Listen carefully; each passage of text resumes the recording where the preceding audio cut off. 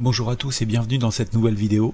On va étudier ici les outils techniques utilisés en électricité et plus précisément le multimètre. Alors tout d'abord, qu'est-ce que le multimètre? Eh bien c'est tout simple, c'est indiqué dans son nom puisque multi veut dire multiple et mètre veut dire mesure. Il s'agit donc d'un appareil qui va nous permettre d'effectuer de multiples mesures et qui va donc comprendre de multiples fonctionnalités. En effet, il regroupe en son sein un ohmmètre, un voltmètre, un ampèremètre, un mesureur de continuité. Alors voilà pour les fonctionnalités principales les plus utilisées, mais généralement les multimètres vont en contenir bien d'autres, celles-ci variant évidemment d'un constructeur à l'autre. Alors comme vous l'avez compris, les multimètres sont divers et c'est ce que nous allons voir à travers l'animation qui suit. Alors je vous présente ici les multimètres les plus anciens, c'est-à-dire les multimètres à aiguille. On est ici sur des appareils analogiques, qui n'ont pas ma préférence, tout simplement parce que la lecture peut y être plus difficile, et puis qu'ils sont plus fragiles car ils fonctionnent à l'aide de mouvements mécaniques. Puis historiquement, on a trouvé les multimètres analogiques, comprenant deux types.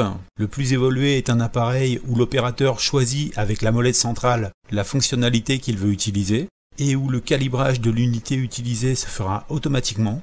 Quant au type le moins évolué, l'opérateur choisira avec la molette centrale la fonctionnalité qu'il veut utiliser, mais également le calibre de l'unité qu'il veut mesurer.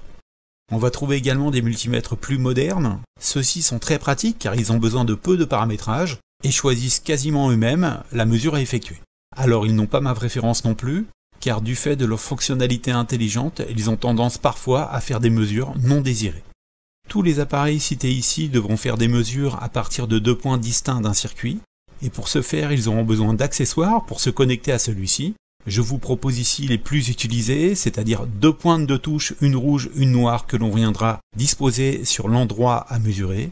La rouge représentant généralement le pôle positif et la noire le pôle commun. Alors on trouvera également des appareils munis d'une pince ampèrmétrique, c'est ce que je vous propose sur l'animation. Alors ce premier appareil n'est pas un multimètre puisque lui ne mesure que l'intensité, il est donc monotâche. Mais il en existe d'autres, comme ce multimètre muni d'une pince ampèrmétrique, qui lui va combiner les deux fonctions. C'est à mon sens l'appareil le plus polyvalent et facile à mettre en œuvre. Néanmoins, pour les besoins de la vidéo, nous n'allons pas travailler sur celui-ci. On va se pencher sur un appareil plus basique, utilisé par un plus grand nombre, puisqu'il s'agit du multimètre électronique traditionnel.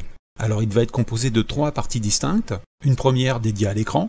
C'est l'endroit qui va nous informer des valeurs mesurées, mais qui peut également nous renseigner sur les paramétrages effectués. Viendra ensuite la partie centrale, munie d'une molette ou d'un sélecteur permettant d'effectuer des choix, notamment sur la fonctionnalité à obtenir, mais également parfois sur les calibres désirés. Puis pour finir, nous allons aller vers le bas de l'appareil, là où vont résider les connectiques liées aux pointes de touche qui permettent de faire les mesures. On pourra ici identifier 2 zones, la zone droite avec la connectique COM et la seconde connectique un peu au-dessus à droite, celle regroupant de nombreuses fonctionnalités, qui concerneront toutes les mesures qui vont se faire en parallèle ou en dérivation, c'est-à-dire la quasi-totalité des mesures, toutes sauf celle d'intensité. Pour ce faire, nous viendrons brancher la pointe de touche noire sur la connectique COM, pour commun. Quant à la pointe de touche rouge, il suffira de la brancher à la connectique, juste au-dessus à droite, celle où de nombreuses fonctionnalités sont indiquées. S'agissant des connectiques restantes, celles de la zone de gauche, elles seront utilisées pour la fonctionnalité ampèremètre, donc pour la mesure d'intensité. Celle-ci est un peu particulière car elle se fait à l'aide d'un montage en série du multimètre et nécessitera donc d'ouvrir le circuit pour insérer le multimètre dans mon montage. Pour cette mesure, ma pointe de touche noire restera connectée sur le commun. Quant à ma pointe de touche rouge, 2 possibilités de connexion s'offrent à moi. L'une pour les courants de faible intensité, de type milliampère ou microampère, puis la seconde est située légèrement au-dessus à gauche, qui me permettra de mesurer des courants plus forts, ici jusqu'à 10 ampères. Alors maintenant que nous avons fait un tour un peu large de notre multimètre, on va pouvoir venir tester les différentes fonctionnalités. Notez que les premières que l'on va rencontrer grâce à notre sélecteur, celles en bleu sur l'animation, viendront s'effectuer avec la pointe de touche rouge positionnée dans le connecteur de droite. Quant aux dernières, celles en rouge sur l'animation, elles viendront s'effectuer avec la pointe de touche rouge positionnée dans l'un des connecteurs de gauche. La pointe de touche noire, quant à elle, sera toujours positionnée dans le connecteur COM. Alors la première fonction que l'on va rencontrer, c'est le voltmètre continu. Elle nous permettra de mesurer la tension continue sur n'importe quel composant. On pourrait donner l'exemple d'une pile, d'une batterie, ou encore d'une alimentation continue. Alors attention, la quasi-totalité des mesures se fera ici sous tension, avec tous les dangers que cela représente. C'est pourquoi il vous faudra vous équiper des EPI nécessaires répondant aux normes de sécurité. On trouvera ensuite la fonction voltmètre alternatif qui nous permettra, elle, de mesurer des tensions alternatives périodiques. On pourra également faire une mesure sur n'importe quel composant, sous réserve qu'il soit alimenté par une tension alternative.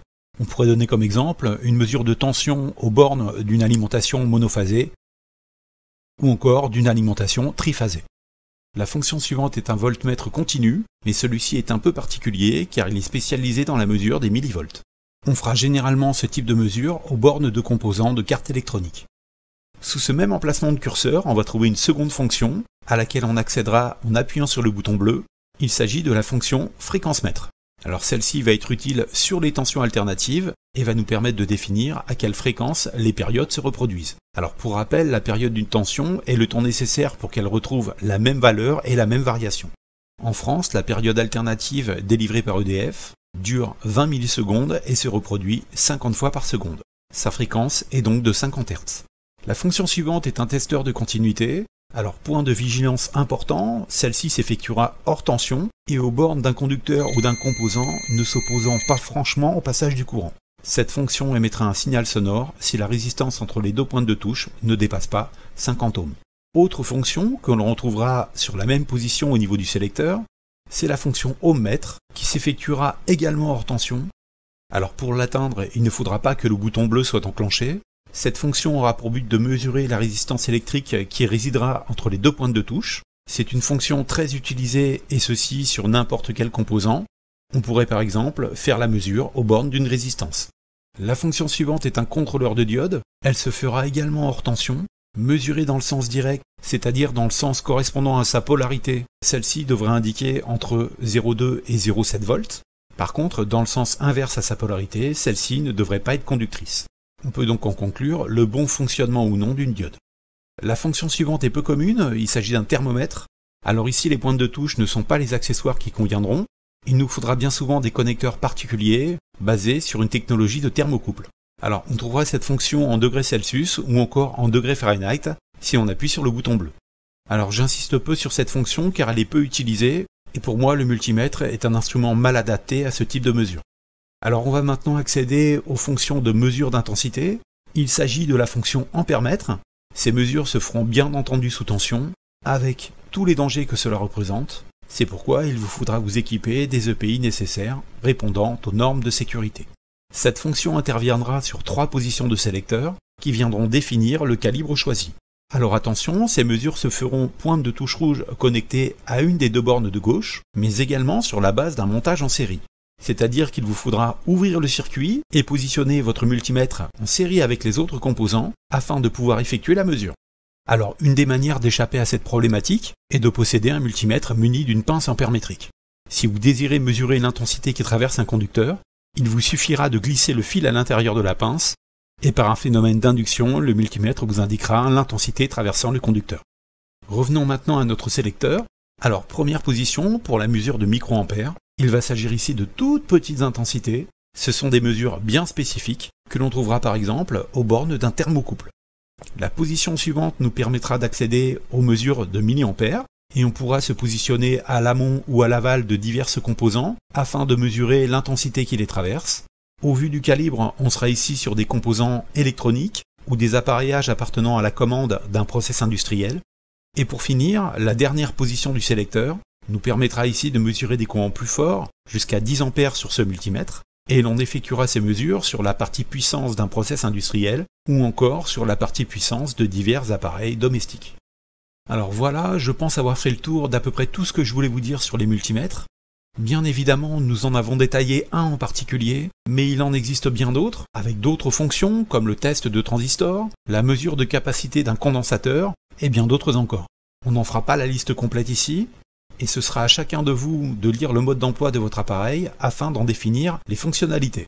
Cette vidéo est maintenant terminée, c'en est fini pour celle-ci. Merci beaucoup et à très bientôt.